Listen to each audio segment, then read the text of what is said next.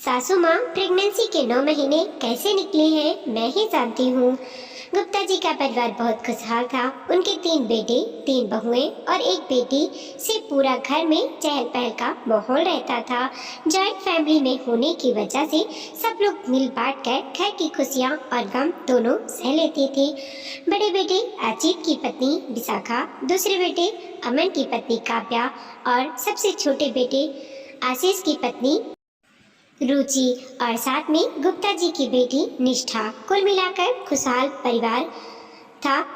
उस दिन सुबह का वक्त था। गुप्ता जी और उनकी पत्नी और सारा परिवार बैठकर चाय पी रहे थे, लेकिन सबसे बड़ी बहू विशाखा कहीं नजर नहीं आ रही थी।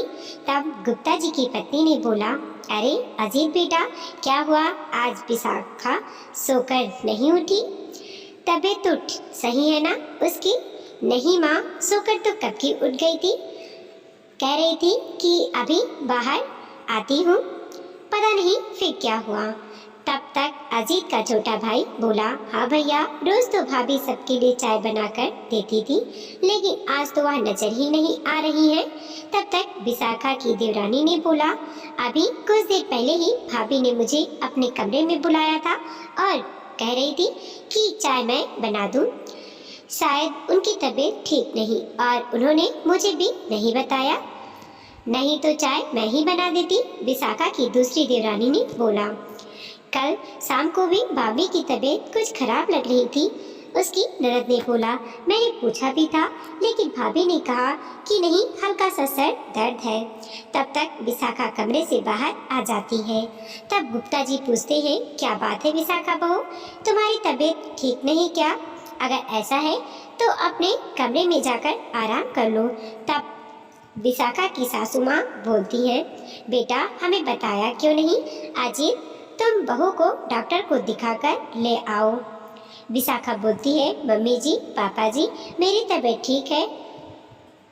आप सबके लिए एक खुशखबरी है। सब चहक कर बोलने लगती है। खुशखबरी? कैसी खुशखबरी?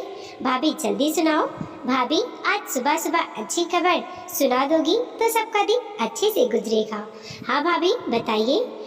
रुचि, भाभी बिल्कुल ठीक कह रही हैं, बताइए ना, क्या गुड न्यूज़ है?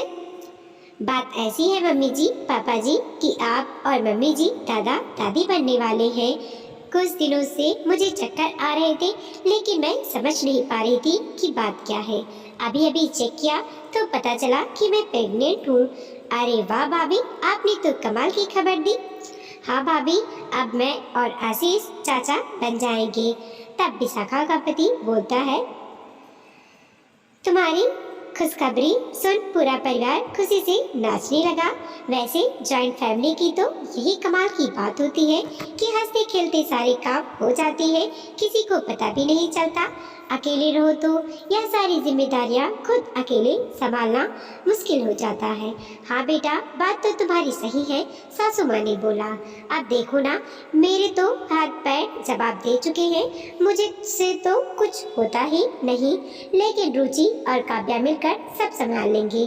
हाँ मम्मी जी, आपकी बात बिल्कुल सही है, लेकिन मम्मी जी, अगर जो मेरी जॉब ना होती तो सच में मैं पूरा दिन भाभी के पास रहती, लेकिन आप जानती हैं कि मैं सुबह 9 बजे निकलती हूँ और शाम को 6 बजे तक घर आती हूँ। पर काव्या है ना? रुचि, भाभी आपकी बात बिल्कुल सही है, लेकिन मेरी गुड़िया अभी सिर्फ 6 महीने की है, और वैसे भी विशाखा भाभी की तो यह दूसरी प्रेगनेंसी है, उन्हें तो सब कुछ पता है। उन्हें किसी की सार संभाल की ज़रूरत नहीं है। और हाँ, तब भी ज़रूरत पड़ी तो मुझे पता है निष्ठा चुटकियों में सारे काम कर देगी। तब निष्ठा बोलती है, मैं ज़रूर करती। वैसे भी विशाखा भाभी मेरी फेवरेट है, लेकिन क्या है ना, कॉलेज का आखिरी साल है, अगर पढ़ाई पर ध्यान नहीं दिया तो हमेशा के लिए फेल होने का ठप्पा लग जाएगा। तब विशाखा बोलती है, अरे आप लोगों को परेशान होने की ज़रूरत नहीं है, मैं अपना काम खुद कर लूँगी। वैसे भी रुचि ने ठीक ही तो कहा, यह मेरी दूसरी प्रेगनेंसी है। मैं कोशिश करूंगी कि मैं खुद से सब कुछ संभाल लूं। कुछ दिनों के बाद अजीत आकर बोलता है, मम्मी, विशाखा की तबीयत कुछ ठीक नहीं है। वह कुछ खा भी नहीं रही है और कमजोर भी लग रही है। आप बताइए ना, मैं क्या करूं? तब सासू माँ बोलती है, अरे बेटा, उसके लिए फ्रूट्स ले आ। जब वह कुछ ना खा पाए तो फ्रूट्स खाना ही ठीक है। कम से कम इसी बहाने कुछ तो जाएगा उसके पेट में। ठीक है मम्मी, मैं विशाखा के लिए फ्रूट्स लेकर आता हूँ, आप उसे खिला देना। शाम के वक्त जब अजीत घर लौटकर आता है तो देखा कि रुचि, निष्ठा और काव्या तीनों एक साथ बैठकर फ्रूट्स खा रहे थे। तब वह पूछता है, अरे निष्ठा, विशाखा कहाँ है? उसे भी कुछ फ्रूट्स खिला दो, मैं उसी के लिए तो लेकर आया था। आप क्या कहना चाहते हैं जेठ जी? आप ये फ्रूट्स विशाखा भाभी के लिए लाए हैं तो क्या हम नहीं खा सकते? अरे नहीं नहीं, ऐसी बात नहीं है। अरे माँ ने कहा था कि ऐसी हालत में, मतलब प्रेगनेंसी में, विशाखा के लिए फल खाना अच्छा रहेगा।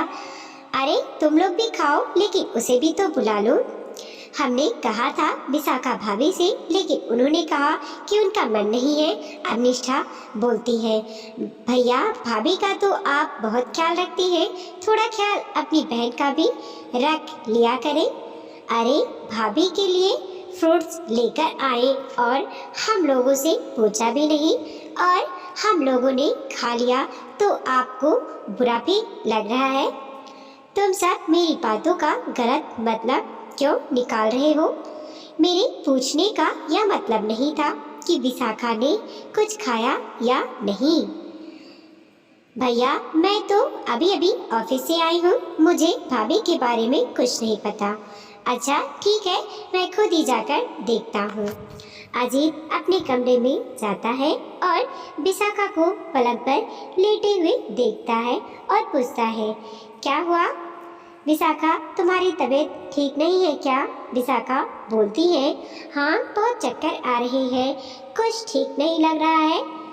जी, वैसे एक बात कहूँ, आज ना मेरा सैंडविच खाने का बड़ा मन कर रहा था। अरे तो तुम्हें घर में किसी को कह देना चाहिए था ना, कोई भी तुम्हारे लिए सैंडविच बना देता। ऐसी हालत में जो मन करे वह खाना चाहिए। भूखी रहने से बच्चे की सेहत पर बुरा असर पड़ता है ना। किसे कहती अजीत, कौन बनाता मेरे लिए सैंडविच? सब लोग अपने अपने कामों में बिजी रहते हैं। अच्छा तुम रुको, मैं अभी जाकर तुम्हारे लिए सैंडविच बनाकर लाता हूँ। अजीत रसोई में पहुँचता है और अपनी पत्नी विशाखा के लिए सैंडविच बनाने लगता है। तभी अजीत की माँ रसोई के अंदर आती है। घर में तीन बहुएं हैं और एक बेटी। उनके रहते भी मेरे बेटे को रसोई में काम करना पड़ रहा है। क्या बात हो गई बेटा? वो क्या है ना माँ कि विशाखा की तबीयत ठीक नहीं है, लेकिन घर में किसी को इतनी फुर्सत नहीं कि उसे सैंडविच बनाकर खिला दिया जाए। तभी वहाँ पर काव्या आती है और कहती है, जेठ जी, अब तो आप सासू माँ से हमारी शिकायत कर रहे हैं, यह कोई अच्छी बात नहीं है। अरे शिकायत नहीं कर रहा था, बता रहा था कि तुम लोग अपनी जेठानी के लिए एक सैंडविच भी नहीं बना सकती। मम्मी जी, आपको पता है ना मेरी गुड़िया कितनी छोटी है, मेरा पूरा दिन उसी के काम में निकल जाता है और मैं थक जाती हूँ।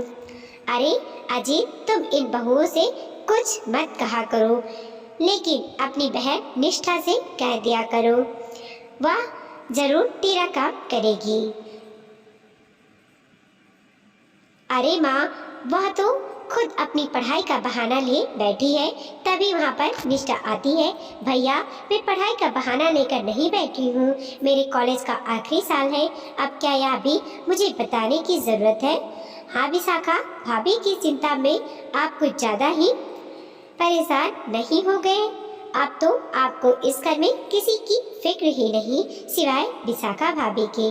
कुछ दिनों के बाद सासू माँ और उनके तीनों बेटे एक साथ बैठे थे तो एक बेटे ने बोला, माँ, मामा जी के घर से शादी है।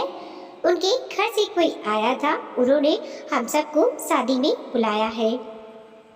माँ, बहुत दिन हो गए हैं मैं किसी भी शादी को अटेंड नहीं किया हूँ, मैं तो ज़रूर वहाँ जाऊँगा। तब विशाखा की देवरानी बोलती है, हाँ आप सही कह रहे हैं, मैं भी आज ही ऑफिस में से हफ्ते भर की छुट्टी डाल देती हूँ। पूरे हफ्ते भर की छुट्टी लेकर ही हम चलेंगे वहाँ पर। हाँ भाभी सही कह रही हैं, अब मैं भी तो अपनी गुड़िया की शॉपिंग आज से शुरू कर देती हूँ, उसके लिए खूब सारे ड्रेस लेकर आऊँगी। हाँ वैसे भी मेरे एग्ज़ाम्स बहुत दूर हैं और शादी का मुझे बहुत टाइम से इंतज़ार था, मैं तो यहाँ पक्का जाने वाली हूँ। तब अजीत बोलता है, माँ लेकिन विशाखा की तबीयत ठीक नहीं है, वह तो शादी में नहीं आ पाएगी। तब गुप्ता जी बोलते हैं, हाँ बेटा, ऐसी हालत में विशाखा का ट्रैवल करना ठीक नहीं होगा। अरे तो क्या हुआ अजीत, तुम यहाँ पर हो ना, तुम उसका ख्याल रखना और बाकी परिवार शादी में जाकर आ जाएगा। माँ मैं चाहता था कि आप यहीं पर रुक जाएं, आप जानती हैं ना मेरे ऑफिस में इन दिनों बहुत काम है, कई बार घर आने में लेट हो जाता हूँ। अगर आप शादी में ना जाएं माँ तो विशाखा को मदद मिल जाएगी।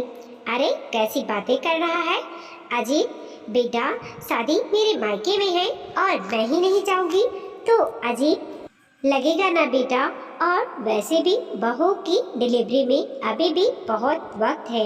वैसे आप ठीक कह रही हैं माँ, मामा जी के घर की शादी है, आपका जाना जरूरी है। आप एक काम करो रिष्ठा, तुम रुक जाओ। वैसे भी तुम कह रही थी कि तुम्हारी पढ़ाई डिस्टर्ब होती है, शादी में ना जाने से पढ़ाई डिस्टर्ब भी नहीं होगी। भैया पूरे साल पढ़ाई कर कर के दिमाग वैसे ही थक जाता है और वैसे भी बड़ी मुश्किल से घूमने फिरने का मौका मिला है, मैं तो शादी में ज़रूर जाऊंगी। अच्छा ठीक है, आप सब लोग शादी में जाइए, मैं खुद ही विशाखा का ख्याल रख लूँगा। अजीत और विशाखा को छोड़कर गुप्ता जी का पूरा परिवार शादी में चला जाता है। प्रेगनेंसी में हो रहे ऐसे व्यवहार से विशाखा बहुत उदास थी, लेकिन उसने किसी से कुछ नहीं कहा। तब अजीत बोलता है, विशाखा मैं जानता हूँ कि पूरे फैमिली में से तुम्हारे पास कोई नहीं रुका, मुझे पता है यह गलत बात है, लेकिन मैं क्या कर सकता हूँ बताओ। आपको परेशान होने की कोई ज़रूरत नहीं, मैं बिल्कुल ठीक हूँ, आप मेरी फिक्र मत कीजिए। तुम बहुत अच्छी हो विशाखा। अच्छा सुनो, मुझे आज ऑफिस में थोड़ी देर हो जाएगी, अगर कोई भी प्रॉब्लम लगी तो तुरंत फ़ोन कर देना मुझे, मैं तुरंत आ जाऊँगा। ठीक है, आप आराम से जाइए। अजीत के जाने के बाद विशाखा घर का सारा काम करने लगती है और इसी दौरान वह चक्कर खाकर गिर पड़ती है। कुछ देर बाद जब विशाखा को होश आता है तो उसके पेट में बहुत जोर का दर्द होने लगता है। तुरंत वह अजीत को फ़ोन लगाती है और बोलती है, अजीत आप तुरंत घर आ जाइए, मेरी तबीयत खराब हो रही है, मुझे बहुत डर लग रहा है। अजीत घबरा जाता है और पूछने लगता है, क्या हुआ विशाखा, तुम्हें क्या हुआ? तुम 5 मिनट रुको, मैं अभी घर आता हूँ।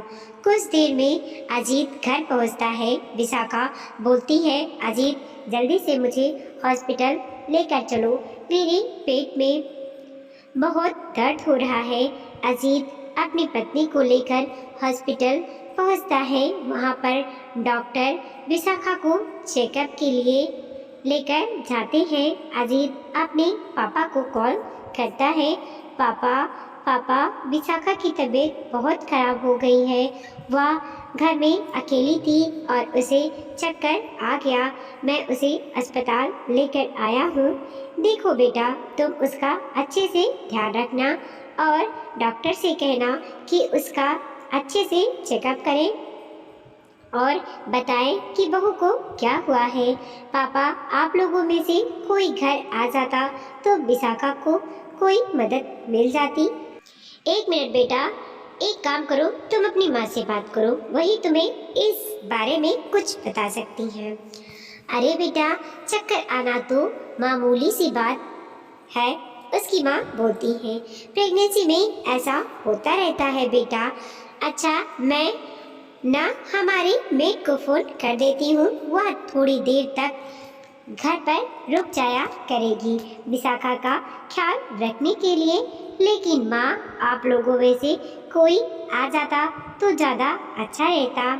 अरे बेटा, इस तरह शादी अधूरी छोड़कर थोड़ी आया जाता है, और तुम्हारे मामा जी किसी को आने भी नहीं देंगे। अच्छा चल, अब सब लोग यहाँ पर पहुँच गए हैं, मैं मेड को फ़ोन कर देती हूँ, ध्यान रखना। ठीक है बेटा। परेशान होकर अजीत फ़ोन रख देता है। तभी डॉक्टर केबिन से निकलकर बाहर आता है। डॉक्टर, मेरी पत्नी ठीक तो है ना, और मेरा बच्चा वह कैसा है? देखिए विशाखा जी, अब बिल्कुल ठीक है, लेकिन कमज़ोर होने की वजह से उनको चक्कर आ गया। जब तक उनका बच्चा हो नहीं जाता तब तक उनका खास ख्याल रखना की ज़रूरत है। ठीक है डॉक्टर साहब, जैसा आप कहें। आप बता दीजिए मुझे क्या करना है। पहली चीज़ यह है कि उन्हें बेड रेस्ट करना होगा, और दूसरा, उनका खास ख्याल रखिए कि उनको किसी भी बात का तनाव ना हो, उनके आसपास अच्छा माहौल रहे। ठीक है डॉक्टर साहब, आपने जैसा कहा मैं वैसा ही विशाखा का ख्याल रखूंगा। अजीत विशाखा को लेकर घर आ जाता है और विशाखा से बोलता है, देखो विशाखा, आप तुम्हें बिस्तर से नहीं उठना है, कोई काम करने की ज़रूरत नहीं है। तुम्हें डॉक्टर ने बेड रेस्ट करने के लिए बोला है, लेकिन अजीत, मैं बेड रेस्ट कैसे कर सकती हूँ? मुझे खुद के काम तो करने ही पड़ते हैं ना। तुम्हारी बात बिल्कुल सही है विशाखा, लेकिन अगर तुमने कोई भी काम करने की कोशिश की तो हमारे बच्चे के लिए मुश्किल हो जाएगा। देखो, कुछ दिन में सब लोग शादी से वापस आ जाएंगे, तब तक के लिए माँ ने मेड का इंतज़ाम कर दिया है, तुम उसे सारे काम करवा लेना। इसी तरह कुछ दिन और बीत जाते हैं। सारे के सारे लोग शादी से घर वापस आ जाते हैं और विशाखा की सासू माँ बोलती हैं, अच्छा विशाखा बहू, अब मैं यह काम वाली को हटा देती हूँ, बहुत पैसे ले रही है महीने के।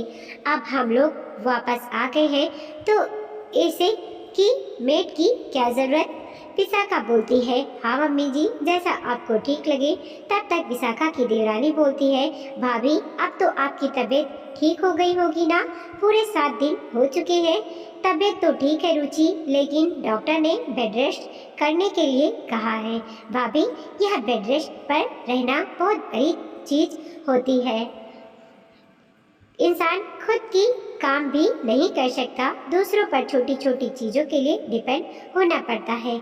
विशाखा का देवर बोलता है, तो क्या ज़रूरत है, इतने सारे लोग हैं घर में, भाभी काका सब मिलकर कर लेंगे। तब निष्ठा बोलती है, अरे भैया, घर में इतने सारे लोग हैं, लेकिन सबकी अपने अपने काम होते हैं ना, किसके पास वक्त है। अगले दिन विशाखा अपने कमरे में लेटी हुई थी, उसकी तबीयत ठीक नहीं थी। तभी निष्ठा उसके कमरे में नाश्ता लेकर आती है। भाभी, यह आपका नाश्ता, जल्दी से खा लीजिए, काव्या भाभी ने बनाकर भेजा है। लेकिन निष्ठा, यह तो केक है और मेरा चॉकलेट वाला केक खाने का बिल्कुल मन नहीं है, और वैसे भी डॉक्टर ने मुझे इन सब चीज़ों को खाने से मना किया है। तुम प्लीज़ मेरे लिए जूस लेकर आ जाओ ना। भाभी, मुझे कॉलेज जाने के लिए देरी हो रही है, आप देख रही हो ना, मैं कॉलेज जाने के लिए एकदम तैयार हो चुकी हूँ। मैं काव्या भाभी को कह देती हूँ। इतना कहकर निष्ठा कमरे से बाहर चली जाती है। विशाखा काफ़ी देर से अपने कमरे में इंतज़ार कर रही होती है, लेकिन उसके लिए कोई कुछ भी खाने के लिए नहीं लेकर आता है।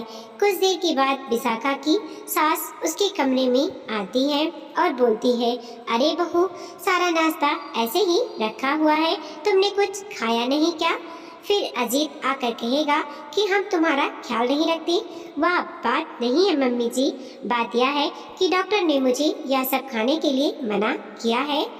आप मेरे लिए कुछ हेल्दी नाश्ता बनवा कर दे दीजिए ना, और मुझे बहुत भूख भी लगी है। अरे बेटा, आजकल के ज़माने का मुझे बनाना कुछ भी नहीं आता।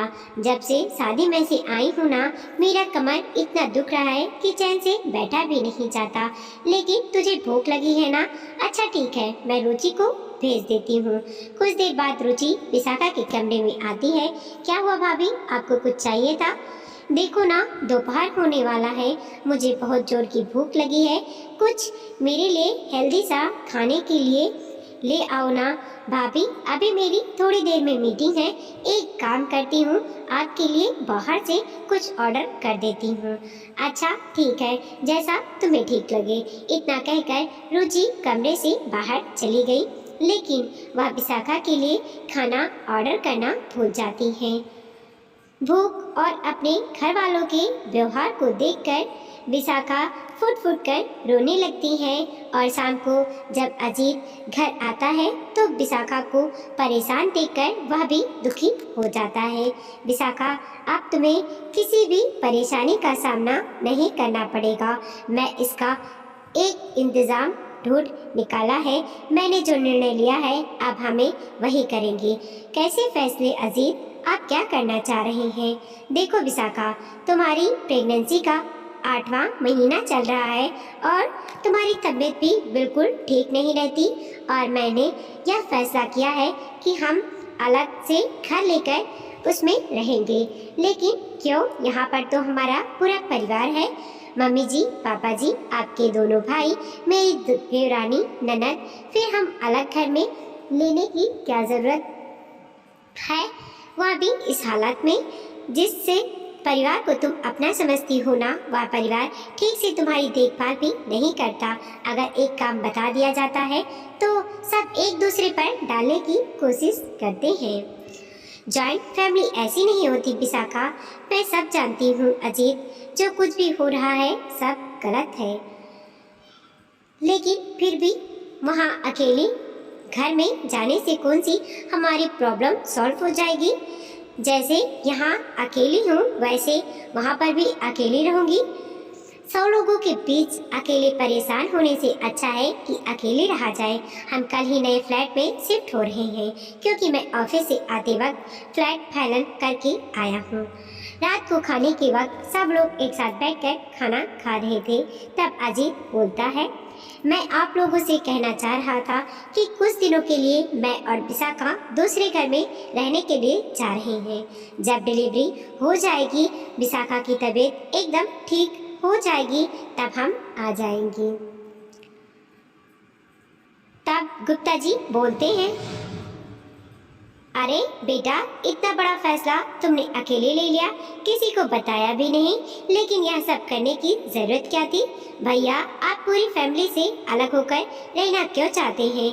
अगर कोई प्रॉब्लम है तो हमें बता सकते हैं, हम आपका साथ देंगे।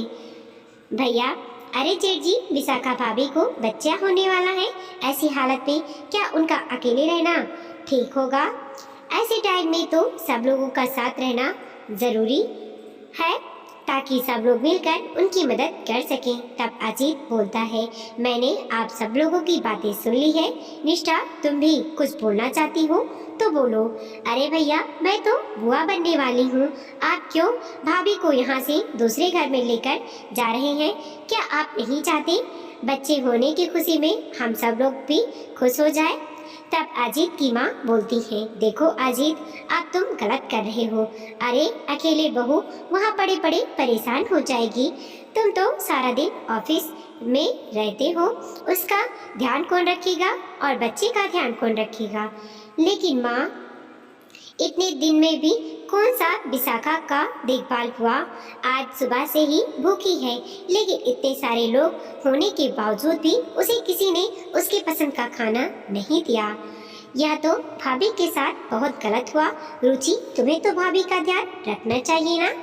तब उसके पिताजी बोलते हैं, अगर ऐसा है तो आज से हम सब लोग विशाखा का ध्यान रखेंगे। रुचि, काव्या और निष्ठा, देख लो, अब से विशाखा को कोई भी परेशानी नहीं होनी चाहिए। लेकिन अजीत बेटा, तुम दूसरे घर में रहने की जिद छोड़ दो।